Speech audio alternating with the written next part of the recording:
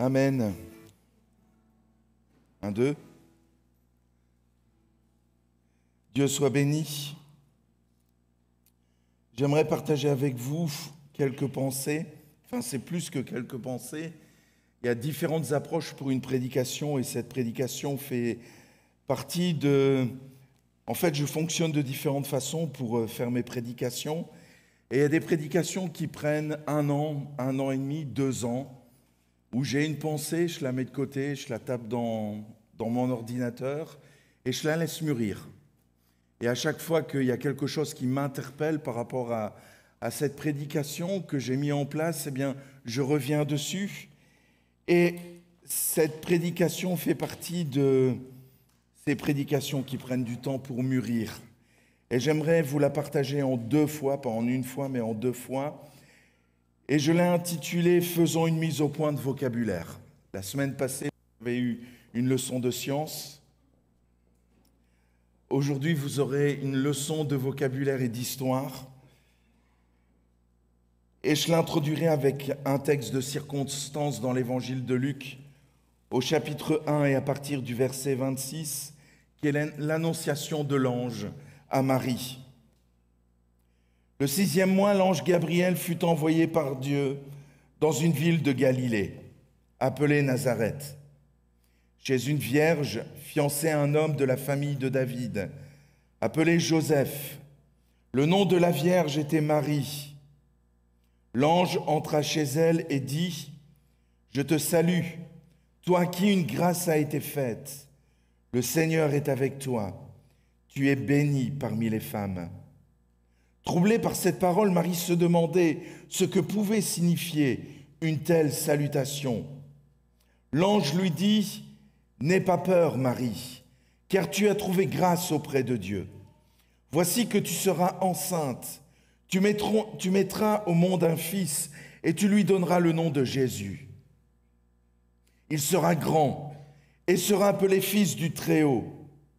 Et le Seigneur Dieu lui donnera le trône de David, son ancêtre. Il régnera sur la famille de Jacob éternellement. Son règne n'aura pas de fin. » Marie dit à l'ange : « Comment cela se fera-t-il, puisque je n'ai pas de relation avec un homme ?» L'ange lui répondit : « Le Saint-Esprit viendra sur toi, et la puissance du Très-Haut te couvrira de son ombre. C'est pourquoi le saint enfant qui naîtra sera appelé fils de Dieu. Voici qu'Élisabeth, ta parente, est elle aussi devenue enceinte d'un fils dans sa vieillesse. Celle que l'on appelait la stérile est dans son 6e mois. En effet, rien n'est impossible à Dieu. » Marie dit : « Je suis la servante du Seigneur, que ta parole s'accomplisse pour moi. » Et l'ange la quitta.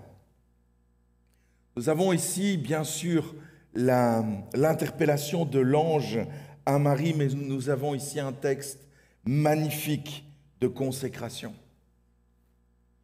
Dans nos milieux protestants, en réaction au catholicisme et à l'idolâtrie mariale, nous ne parlons pas beaucoup de Marie, très peu. Mère terrestre de Jésus, le Fils de Dieu. Marie connaissait très bien les conséquences d'une grossesse hors mariage pouvait entraîner. Aujourd'hui, une grossesse hors mariage n'est plus un drame. Les rapports sexuels hors mariage sont devenus une norme qui, je rappelle, n'est pas biblique. Les rapports sexuels sont réservés aux couples mariés et uniquement. On est dans un contexte où une grossesse hors mariage serait synonyme d'adultère et synonyme de lapidation, de mise à mort. Marie savait très bien le risque qu'elle encourait de cette décision, de ce oui qu'elle disait, de cette mission à laquelle elle était appelée par l'ange. Ce oui était une consécration totale de sa part et qui aurait pu l'amener à la mort. Mes 2 prochaines prédications seront une mise au point du vocabulaire sur cette thématique, sur la thématique de la consécration. Cette réflexion est partie est né à partir d'une chanson de Matt Redman. Pour ceux qui me connaissent, vous savez que Matt Redman est un de mes leaders de louange préférés pour son intégrité, son non-conformisme au fait qu'il est rentré dans aucun moule, comme par exemple Hillsong. Il y a le moule Hillsong, vraiment c'est un moule où on entre dans la fabrique Hillsong. C'est vraiment un homme qui est resté intègre par rapport à l'identité que Dieu lui a donnée. C'est vraiment quelqu'un qui a réintroduit Dieu au centre de la louange. Vraiment, il replace Dieu au centre de la louange et de l'adoration. Et il y a un de ces chants qui date de 1998, qui n'est pas traduit en français. Je l'ai traduit pour vous. Globalement, il dit « Plus vous aurez reçu, plus on demandera de vous. Alors prends toute ma vie. Jésus prend tout. » Et je m'arrête sur cette phrase où il dit « Je donnais peu, mais ne me refusez rien, désirant une croix plus confortable. Qui ferait moins mal? Pourtant ton appel est bien plus radical. Il est temps que ma vie t'appartienne. Prends tout, Seigneur. » Tiré du chant The Way of the Cross. Dans la chanson de Matt Redman, il est question de se fabriquer une croix moins douloureuse, une croix plus confortable. Et c'est là qu'au niveau vocabulaire, nous essayons de mettre deux mots ensemble. Vous savez que dans la langue française, il y a ce qu'on appelle les familles de mots, donc des mots qui découlent d'un autre mot. Et ici, on essaye de prendre ces deux mots et de les associer en créant une famille. Croix et confort. Croix et confort. Par notre style de vie, par notre façon de vivre notre christianisme, nous essayons de faire coexister ces deux mots ensemble, croix et confort. C'est un paradoxe. La croix ne peut pas être confortable.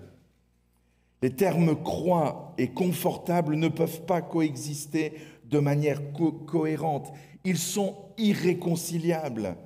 La croix, ce symbole du christianisme, reconnu dans le monde entier, représente le sacrifice, la douleur insoutenable, l'étouffement, parce que le crucifié allait mourir étouffé, et finalement la mort, très lente. C'est un supplice qui est extrêmement lent, qui peut aller jusqu'à 36 heures. C'est pour ça que les soldats romains brisaient les jambes pour abréger la souffrance du supplicié. 36 heures d'agonie. Ça n'a pas été le temps de l'agonie de Jésus, mais la crucifixion pouvait durer jusqu'à 36 heures. Alors dites-moi où confort et croix peuvent cohabiter ensemble. C'est irréconciliable. La résurrection qui l'a suivie représente, elle, l'espérance et la victoire. Voilà pourquoi nous pouvons dire à juste titre qu'avant de porter la couronne, nous devons porter la croix.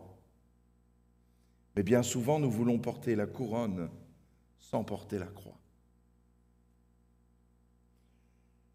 Par contre, j'aimerais associer deux mots qui, dans la langue française, ne sont absolument pas non plus synonymes, mais qui le sont dans le royaume de Dieu.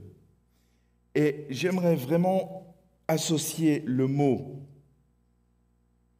sacrifice et privilège. Sacrifice et privilège. Ces deux mots sont synonymes. Ces deux mots font partie de la même famille dans le royaume de Dieu. Ils ne le sont pas dans la langue française, mais dans le royaume de Dieu, ils le sont. En réalité, nous devrions voir comme des privilèges ces choses que l'on considère habituellement comme des sacrifices. Est-ce vraiment un sacrifice que de rendre à Dieu une infime portion de la dette qu'il nous a remise? Est-ce vraiment un sacrifice que d'œuvrer avec d'autres chrétiens pour partager la bonne nouvelle de Jésus? Et ce faisant, d'avoir constamment à l'esprit l'espérance glorieuse de vivre avec Christ éternellement. Plutôt qu'un sacrifice, il me semble qu'il s'agit d'un privilège. Permettez-moi d'approfondir cette idée.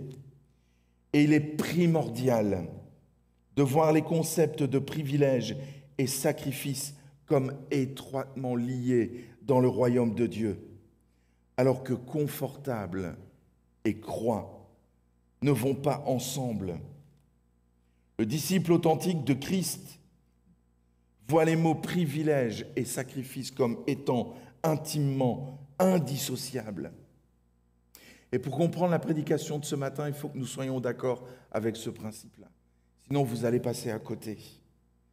Réfléchissez un court instant avant que nous continuions ensemble. Suis-je prêt à voir le sacrifice pour Dieu comme un privilège? Je vous pose cette question-là. Il n'y a que vous qui pouvez répondre. Et je pense qu'il faut vraiment répondre honnêtement dans les temps que nous courons, dans les temps que nous vivons. Suis-je prêt à voir le sacrifice pour Dieu comme un privilège? Dans Apocalypse 2, les versets 10 à 11, Jean va écrire « Puis j'entendis dans le ciel une voix forte qui disait « Maintenant le salut est arrivé, ainsi que la puissance, le règne de notre Dieu et l'autorité de son Messie. En effet, il a été jeté dehors, l'accusateur de nos frères et sœurs, celui qui les accusait jour et nuit devant notre Dieu. » Donc là, ici, il est question de Satan qui est vu comme l'accusateur qui accuse les chrétiens. Et là, ce texte nous dit qu'il a été vaincu. Et voilà comment il a été vaincu. Ils l'ont vaincu grâce au sang de l'agneau, donc grâce au sacrifice de Jésus et grâce à la parole de leur témoignage. Donc la parole du témoignage des disciples de Jésus. Et ils n'ont pas aimé leur vie au point de craindre la mort. Et ils n'ont point aimé leur vie au point de craindre la mort. Au fil des siècles, dans l'histoire de l'Église, nous découvrons des hommes et des femmes qui n'ont pas aimé leur vie jusqu'à craindre la mort. Leur exemple constitue la norme en termes de ce que devrait être notre réponse à l'appel de Dieu sur notre vie. L'appel de Dieu sur notre vie devrait être, et notre réponse devrait être, je n'aime pas la vie au point de craindre la mort. Je suis prêt à aller jusqu'au bout, même la mort. Leurs actes et leurs paroles portent en elles une authenticité et une autorité dont je ne peux pas me vanter ce matin. Leur exemple et leurs mots vous inspireront davantage que les miens. Au travers de leur exemple, je vous invite à découvrir un vocabulaire, des adjectifs pour illustrer un texte de l'apôtre Paul qui parle de consécration, où Paul parle de sacrifice et de consécration. Et j'aimerais que nous ne voyions pas ce texte négativement, mais positivement, comme un privilège. Et voilà ce que Paul déclare, un texte que vous connaissez tous très bien, dans Romains 12, verset 1. « Je vous encourage donc, frères et sœurs, par les compassions de Christ, à offrir votre corps comme un sacrifice vivant, saint, agréable à Dieu, ce sera de votre part un culte raisonnable. » Connaissons tous ce texte, n'est-ce pas? Texte que j'ai longuement médité pour ma propre vie avant de servir Dieu, et texte que je vous invite à méditer ensemble et à enrichir de vocabulaire et de grammaire. Paul nous parle de sacrifice. Et la première chose que nous devons voir, c'est que c'est un sacrifice plein de grâce. Voyons un peu le contexte de Romains 12, 1. Avant Romains 12, il y a Romains 9, Romains 10 et Romains 11. Et ces trois chapitres, très importants, une grosse parenthèse de l'apôtre Paul dans l'épître aux Romains, Paul va s'atteler dans ces chapitres à présenter un concept tout à fait révolutionnaire. En effet, dans ces chapitres, Paul va démontrer que la grâce de Dieu est devenue universelle. Elle n'est plus réservée simplement à une nation, au peuple juif, Elle est réservée à toute l'humanité maintenant, plus qu'à la nation juive, mais à toute l'humanité. Et à la fin du chapitre 11, Paul va vraiment éclater un chant de louange qui va introduire Romains 12, verset 1, où il va dire, par rapport à ce qu'il comprend, ce qu'il a reçu en révélation, il va dire quelle profondeur ont la richesse, la sagesse et la connaissance de Dieu. Que ses jugements sont insondables et ses voies impénétrables. En effet, qui a connu la pensée du Seigneur ou qui a été son conseiller? Qui lui a donné le premier pour être payé en retour? C'est de lui, par lui et pour lui que sont toutes choses. À lui la gloire dans tous les siècles. Amen. À la fin de ces 3 chapitres, Paul fait ce qu'on appelle une doxologie, vraiment en quelques mots, une adoration qui va traverser tous les siècles et qui nous est répercutée aujourd'hui. Après avoir expliqué que la grâce de Dieu est devenue universelle, il apporte ce message par les compassions de l'Éternel. Je vous exhorte à vous offrir comme un sacrifice. Donc, comme la grâce est universelle, comme vous avez reçu énormément, alors, par les compassions de Dieu, je vous exhorte à devenir un sacrifice vivant. Le sacrifice est un fruit de la grâce. Et cette vérité inonde les écrits de Paul. Il déclare « Je vous exhorte donc par les compassions de Dieu ». Le mot « compassion » est vraiment mis au pluriel en grec. Ce n'est pas un effet de style, de traduction, il est vraiment au pluriel. Passons un peu en revue toutes les compassions de Dieu pour nous. Toutes les bénédictions que Dieu déverse sur nous, tous les cadeaux qu'il nous donne. J'aimerais nous rappeler que rien n'est indu, rien n'est acquis, tout n'est que bénédiction. Vous êtes en bonne santé, c'est un effet de la bénédiction de Dieu et de la compassion de Dieu. Vous avez de quoi manger. Je dis souvent à mes élèves, quand vous allez rentrer chez vous, la question que vous allez poser à vos parents, c'est « Qu'est-ce qu'on va manger? Qu'est-ce qu'on mange ?» La question, ce n'est pas « Est-ce que je vais manger ?» C'est la question pour 1,5 milliard de personnes sur la Terre qui se posent cette question, est-ce que je vais manger aujourd'hui? La question, c'est qu'est-ce qu'on mange? Et si ça ne nous plaît pas, alors il faut adapter pour les gamins. Pauvre petit chou. L'eau potable. Quelle bénédiction le matin quand vous levez, que vous tournez le robinet, vous avez de l'eau potable, de l'eau chaude pour vous doucher. Rien n'est indu. L'électricité, qui est tellement, tout fonctionne à l'électricité maintenant. Même vos voitures prochainement. Ce sera un moyen de limiter le nombre de véhicules, ça je vous le garantis. La liberté de culte, quelle bénédiction. La sécurité, l'éducation.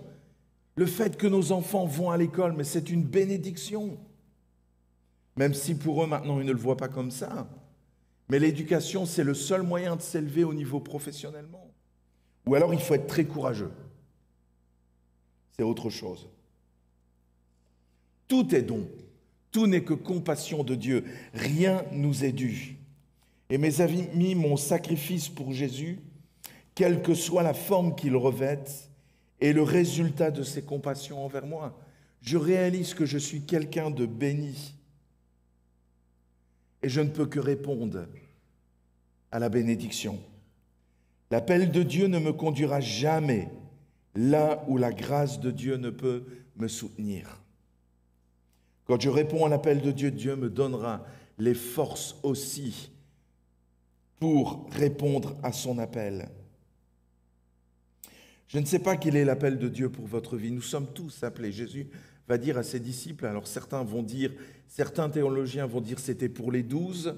En tant que pentecôtistes, nous le voyons plus pour chaque croyant. Jésus va dire, je vous ai appelé, je vous ai choisi, je vous ai appelé afin que vous portiez du fruit. Nous sommes tous appelés à servir d'une façon ou d'une autre. Une chose est sûre, si nous reconnaissons cet appel sur notre vie et que nous entrons dedans, alors il nous faut mettre aussi en pratique le psaume 100, verset 2, où David dira « Servez l'Éternel avec joie. Servez l'Éternel avec joie. Un sacrifice empreint d'obéissance est toujours le fruit de notre adoration de Dieu. Il ne désire pas que nous le servions à contre-cœur. » Alors je sais qu'il y a la parabole des 2 fils, où il y a un père qui demande à son fils de faire quelque chose.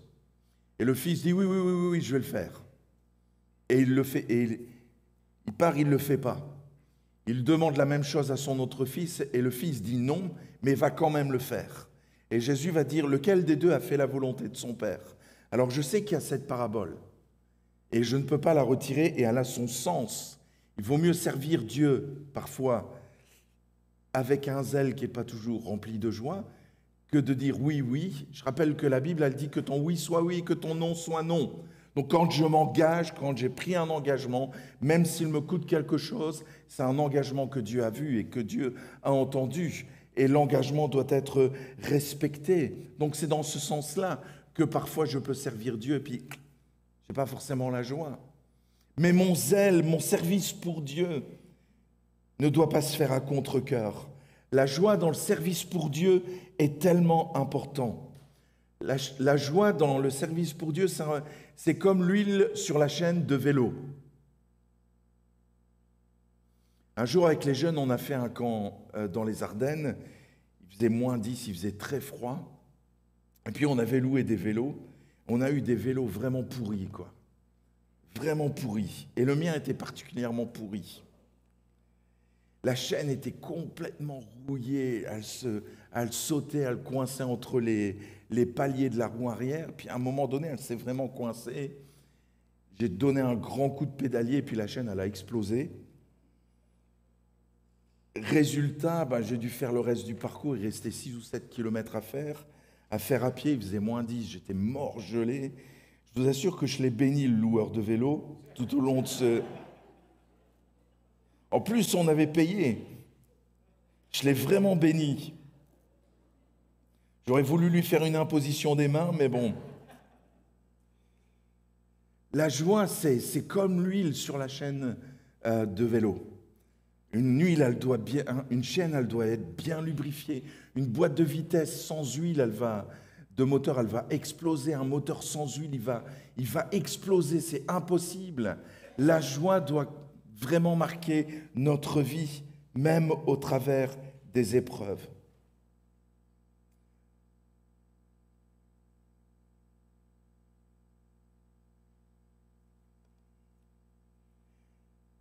Imaginez-vous les anges qui servent Dieu. Dans quel état le font-ils? J'imagine pas l'ange Gabriel en disant « Dieu, choisis quelqu'un d'autre. Dieu, envoie un autre, j'ai pas envie, quoi. » J'imagine pas les anges comme ça. Les anges, jour et nuit, proclament « Saint, Saint, Saint est l'Éternel des armées, le Dieu Tout-Puissant. » Tous les milliards d'anges dans le ciel servent Dieu avec joie. La joie est quelque chose d'important. Et souvent, parfois, nous disons « Mais pourquoi moi ?» Voyez l'appel de Dieu comme une bénédiction. Répondre à l'appel du sacrifice, c'est une mission qui pourrait sembler héroïque, voire impossible. Ce n'est pourtant pas le cas. Il s'agit de reconnaître Dieu pour ce qu'il est. Je rappelais hier, lors des funérailles d'Esther, que Dieu est Dieu, mes amis. Ce n'est pas nous qui sommes Dieu. Mais dans notre approche, dans notre relation avec Dieu, nous nous adressons à lui comme si c'était nous qui sommes Dieu, mais c'est lui qui est Dieu. Il s'agit de reconnaître Dieu pour ce qu'il est et de vivre en conséquence. Et ce n'est pas réservé aux géants spirituels de la foi. Les géants de Dieu ont toujours été des hommes faibles qui ont accompli de grandes choses pour Dieu parce qu'ils comptaient sur la présence de Dieu à leur côté. Ils comptaient sur la fidélité de Dieu. Dans le sacrifice, il n'y a pas de paillettes, il n'y a pas de glamour. Et on nous a souvent inculqué dans le christianisme qu'il faut faire des choses exceptionnelles pour Dieu. J'aimerais vous dire que c'est faux. En réalité, il nous faut être exceptionnels dans les choses ordinaires de la vie. Il nous faut être exceptionnels dans les choses ordinaires de la vie. Par exemple, en restant droit dans une situation professionnelle malsaine. Peut-être que vous avez été placé dans des situations où on vous demandait de faire des compromis, de mentir dans une situation professionnelle au risque de perdre votre emploi. Restez droit dans ses bottes. Restez exceptionnel en pardonnant à quelqu'un qui ne montre aucun signe de repentance. C'est facile de pardonner quelqu'un quand la personne vient vous dire « Je t'ai fait du tort, je te demande vraiment pardon. Je reconnais, j'ai été trop loin, j'ai dépassé les bornes, je te demande pardon. » C'est facile d'avoir une démarche de pardon vis-à-vis d'une personne qui fait le premier pas, qui reconnaît ses torts. Mais vous avez des personnes, c'est impossible. C'est impossible. Elles vous ont blessé, elles vous ont humilié, elles vous ont piétiné. Et puis elles se présentent encore en victime. Vous avez les spécialistes de la victimisation. Difficile de pardonner dans de telles situations. Sacrifier notre temps ou notre argent alors que cela nous coûte. Je me souviens d'une dame à l'église de Namur qui était pas très riche. À ce moment-là, on travaillait dans le cadre de Teen Challenge. Teen Challenge était financé par les dons. Et cette dame se privait 3 fois par semaine de viande. Et ce qu'elle mettait de côté, c'était pour bénir l'œuvre de Teen Challenge. Pour bénir cette œuvre auprès des toxicomanes en voie de réhabilitation. Elle se privait de viande pour bénir l'œuvre de Dieu. Ça lui coûtait quelque chose. Être exceptionnel quand on refuse de se venger. Être exceptionnel dans les choses ordinaires de la vie. C'est ça aussi être un héros de la foi. Tous ces exemples aujourd'hui représentent un réel défi et vont à l'encontre de la tendance actuelle de notre société qui place la barre de plus en plus bas, y compris au niveau de la sexualité. Si tu couches avant le mariage, c'est pas grave, Dieu te pardonne. On baisse toujours de plus en plus bas les normes de moralité, de spiritualité, en disant Dieu est rempli de grâce. On vit dans cette société au rabais. Et nous sommes incités à nous contenter d'un appel à la sainteté diluée, à accepter une croix que si seulement elle est confortable.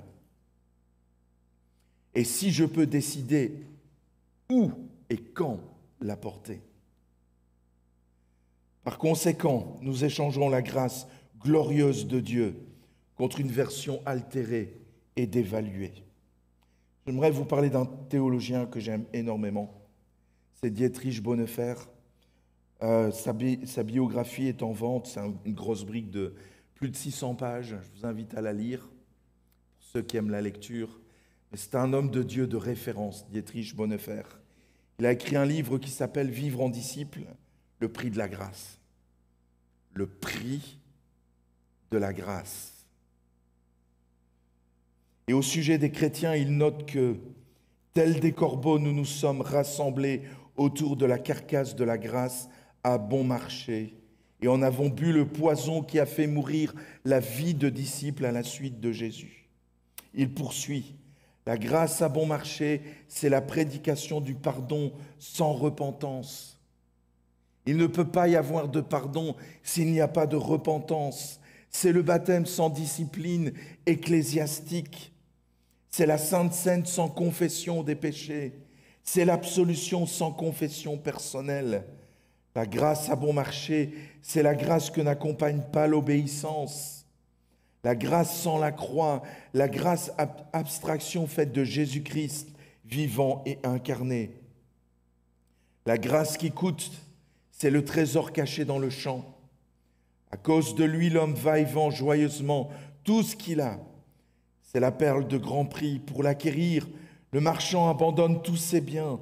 C'est la royauté du Christ. À cause d'elle, L'homme s'arrache l'œil qui est pour lui une occasion de chute. C'est l'appel de Jésus-Christ. L'entendant, le disciple abandonne ses filets et le suit.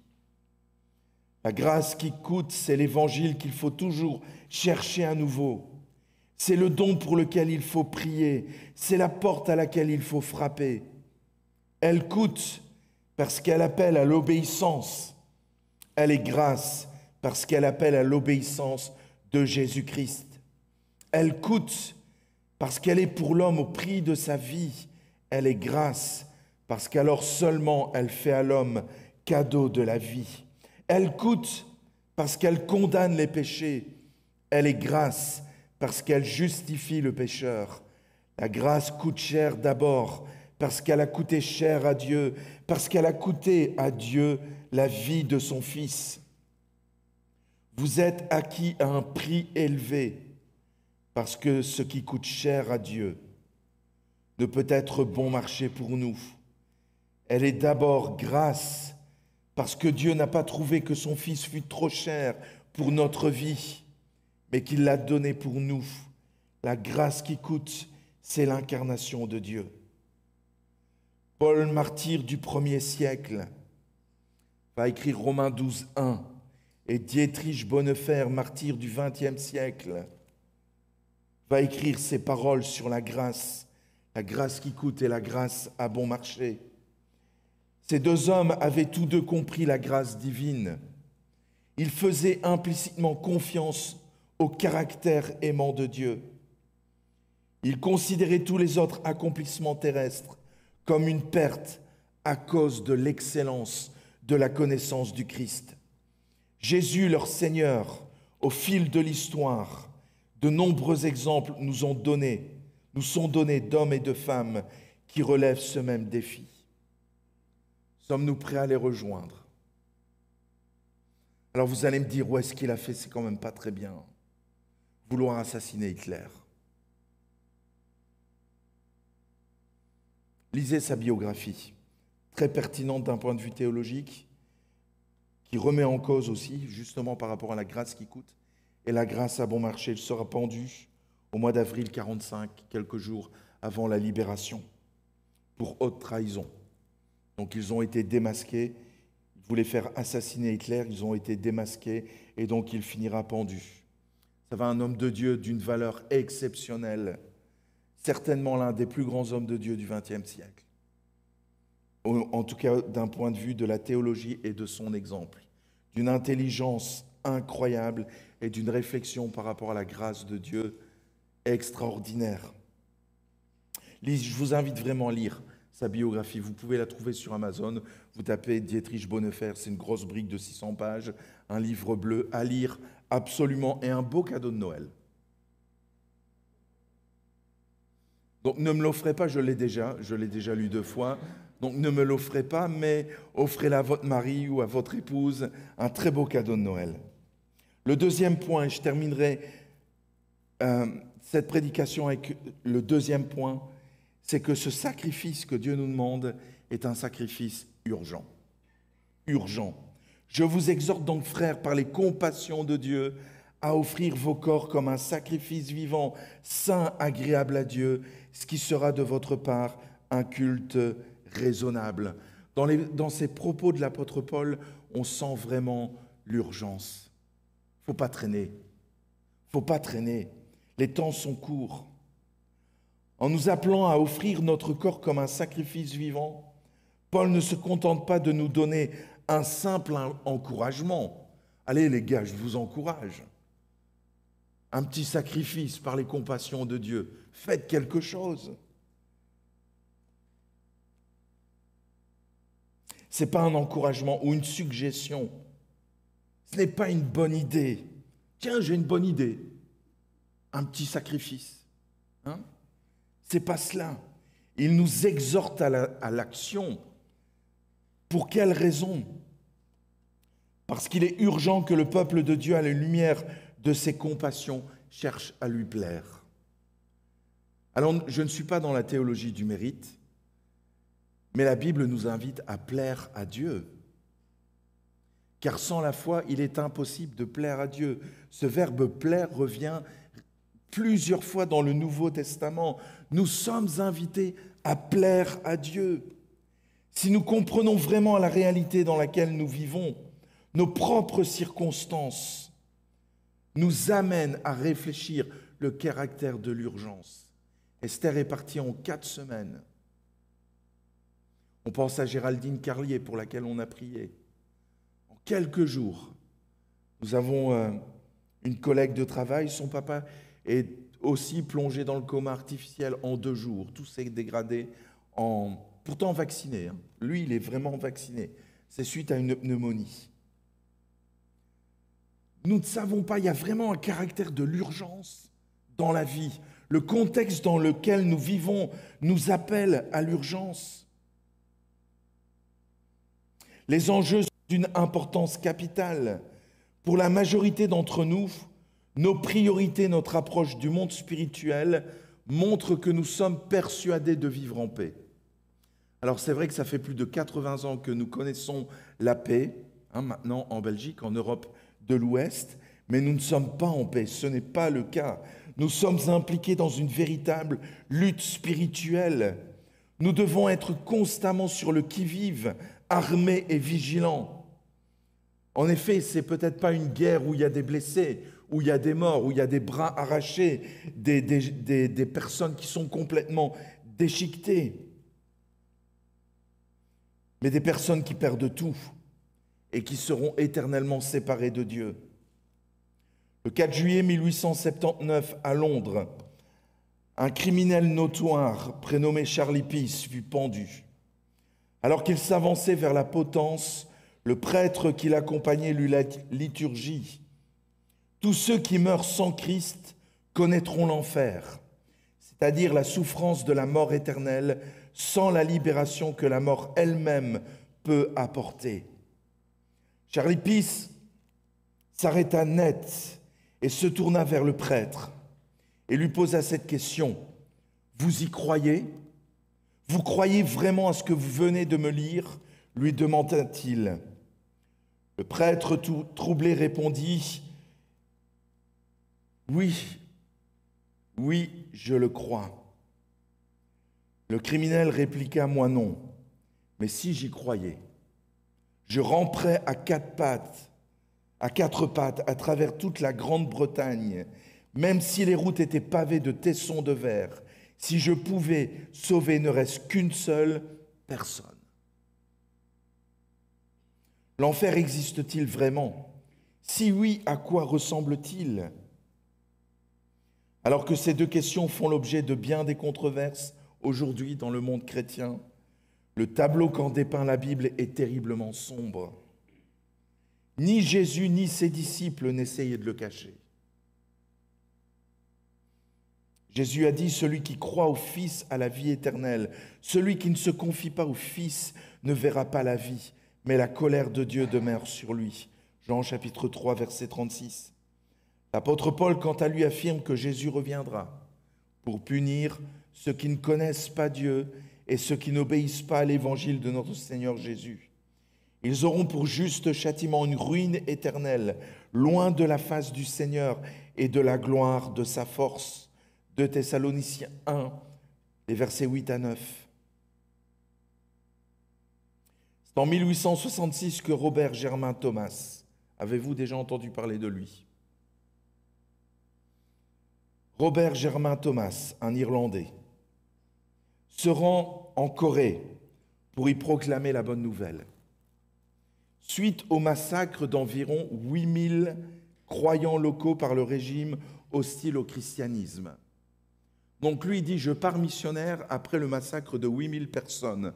Moi j'entends massacre 8000 personnes, je ne vais pas là-bas. Je ne vais pas là-bas. Qui y va? Je ne vais pas là-bas. Seigneur, envoie quelqu'un d'autre, s'il te plaît. Robert Germain Thomas dit lui, moi j'y vais. Il embarqua à bord d'un navire marchand américain en direction de Pyongyang. Malgré des avertissements répétés lui sommant de faire demi-tour L'équipage continua sa route jusqu'à ce que l'embarcation s'échoue sur un banc de sable. Les Coréens mirent le feu au bateau. Tous les hommes tentèrent de s'échapper, mais ils furent tués par les soldats qui se tenaient sur la rive. Seul Thomas avait décidé de rester sur le navire. Sous les regards des Coréens, il jeta toutes les Bibles qu'il avait apportées avec lui par-dessus bord. Ses vêtements en feu, il finit par sauter du bateau. Après avoir atteint la rive, il supplia l'un des soldats d'accepter sa dernière Bible en cadeau. Il ne le supplia pas de lui laisser la vie. Il le supplia d'accepter sa Bible en cadeau. Ce dernier hésita avant d'accomplir son devoir et d'un coup de lance, il assassina le jeune Gallois de 27 ans. Les témoins furent profondément marqués par la scène. Quelques-unes des Bibles furent repêchées et leurs pages servirent de papier peint dans les habitations voisines. Donc ils ont pris les feuilles qu'ils ont détachées et ils ont collé ça sur les murs. Il ne fallut pas bien longtemps avant que les habitants, piqués par la curiosité, se mettent à lire les Écritures et se convertissent au christianisme. Et ce, malgré le coût personnel incalculable que leur conversion impliquait. Par un seul homme poussé par un sentiment d'urgence et décidé à offrir le royaume de Dieu, à gagner du terrain en Corée. Et actuellement, c'est en Corée qu'il y a la plus grande église au monde, l'église Yoido Full Gospel Church, dont le pasteur fondateur est Paul Yong-ki Cho. La suite, le résultat d'hommes qui se sont sacrifiés pour que l'évangile perce en Corée. Les besoins sont partout. L'appel concerne tout le monde. Entre parenthèses, c'est 600 000 chrétiens. Hein. L'Église, 600 000 membres. C'est 4 bâtiments différents, diffusion en net et 4 cultes par dimanche. Les besoins sont partout et l'appel concerne tout le monde. Le fondateur de l'armée du salut, William Booth, a écrit « Vous dites, je n'ai pas été appelé, c'est réservé aux pasteurs. Vous devriez plutôt dire, je n'ai pas entendu l'appel. Placez votre oreille sur la Bible et entendez le Dieu vous enjoindre de sortir des pécheurs du feu du péché. Placez votre oreille sur le cœur accablé et angoissé de l'humanité et entendez ses pitoyables gémissements à l'aide. Tenez-vous près des portes de l'enfer et entendez les damnés vous implorer d'aller à la maison de leur Père pour convaincre leurs frères, leurs sœurs, leurs serviteurs et leurs maîtres de ne pas les retrouver ici. Puis regardez Christ en face, lui dont la miséricorde vous a conduit à déclarer votre obéissance, et dites-lui si votre cœur, votre âme, votre corps et vos circonstances se joindront à la marche pour annoncer sa miséricorde au monde entier. Je pense qu'au niveau de l'Église de façon générale, quand je parle de l'Église, c'est avec un grand E, nous n'entendons plus cet appel. Et nous laissons le soin d'entendre l'appel de Dieu à des, entre guillemets, professionnels. Il est si facile d'avancer dans la vie de façon indifférente, désengagée des besoins spirituels et physiques des personnes que nous rencontrons, puisque nous ne réalisons pas que nous sommes en zone de guerre. Nous sommes en zone de guerre. Nous n'avons pas l'impression qu'il est urgent de partager l'Évangile. Nous préférons de ne pas risquer de froisser ou d'offenser qui que ce soit. Nous craignons de nous faire repousser ou rejeter.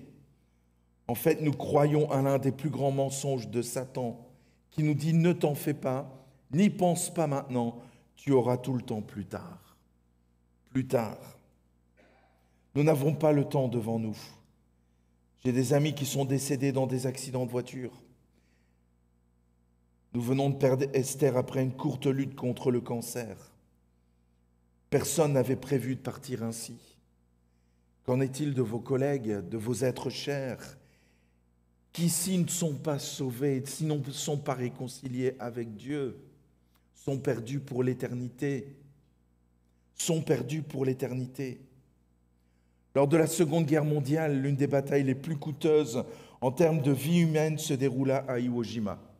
Bataille qui est racontée au travers de 2 films de Clint Eastwood, Mémoire de nos pères, vu du côté américain, et Lettres d'Iwo Jima, vu du côté japonais. Lettres d'Iwo Jima qui ont vraiment existé, c'est le dialogue entre un général et son épouse par courrier décrivant tout ce qui se passe sur l'île d'Iwo Jima. Les Américains avaient besoin absolument de prendre cette île, située à 900 km du Japon, pour avoir une base d'atterrissage pour les B-29, les bombardiers qui allaient bombarder le Japon. Il leur fallait absolument cette île. Cette île, c'est une île volcanique extra plate, sauf le mont Suribachi, où tous les Japonais de là attendaient de pied ferme les Américains.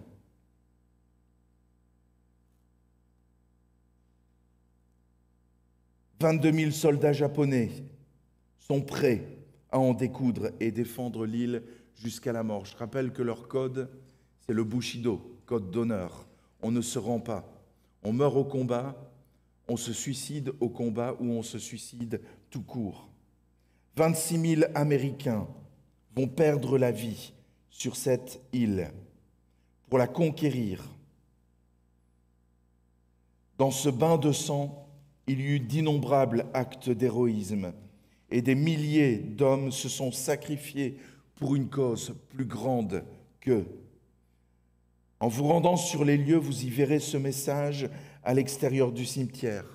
Entre parenthèses, tous les corps ont été rapatriés aux États-Unis et sont enterrés donc dans les cimetières américains. Mais était écrit à l'entrée du cimetière, « Quand vous reprendrez votre chemin, décrivez-leur ce que vous avez vu ici. Dites-leur que pour votre lendemain, nous avons donné notre aujourd'hui. » Sommes-nous prêts à donner notre aujourd'hui pour l'avenir d'hommes et de femmes que s'ils ne rencontrent pas Dieu, c'est l'enfer qui leur est destiné. C'est l'enfer qui leur est destiné. Paul nous exhorte à l'action. Et c'est urgent, ce n'est pas demain ou après-demain. Les gens que vous côtoyez, vous ne savez pas ce qui peut leur arriver. Vous connaissez tous des familles, peut-être même votre famille a été marquée par des épreuves. J'ai une connaissance, son fils de 18 ans, il se douche. Elle entend la maman, elle entend boum, AVC à 18 ans, mort, un gamin en pleine forme, 18 ans. Dans l'église où j'ai grandi, on a connu un drame en 86, où un jeune garçon de 15 ans a été renversé par une voiture, mort sur le coup. 15 ans. Je m'en souviens comme si c'était hier, c'est le jour où la France avait battu le Brésil à la Coupe du Monde en 86. On ne peut pas oublier ça. Pas la victoire de la France, quoique. Mais là, le départ d'un garçon, 15 ans, en pleine forme. En pleine forme. Et vous en connaissez tous des exemples comme ça, même dans votre propre famille.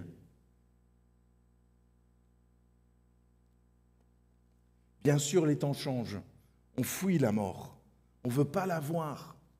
Au début du XXe siècle, quand quelqu'un mourait, la maison était ouverte. Des gens mouraient à la maison. Et la maison était ouverte. Vous pouvez lire ça dans des livres, notamment un livre de Bernard-Henri Lévy sur la mort, où il explique le rapport de l'humain vis-à-vis de la mort qui a totalement changé. Maintenant, la mort nous fait peur. Les personnes meurent dans les hospices, dans les maisons de repos ou à l'hôpital. On ne veut plus être confronté à la mort. On nie la mort. Avant, on mourait à la maison. La maison restait ouverte. On invitait les passants à venir avoir un dernier moment avec le futur défunt. Quelquefois qu'il avait quelque chose à transmettre, un héritage de sagesse à transmettre à la famille ou aux amis ou aux voisins. La maison était ouverte. On ne fuyait pas la mort. Ça faisait partie, entre guillemets, de la vie. Maintenant, on la fuit, mais elle est là. Elle existe toujours.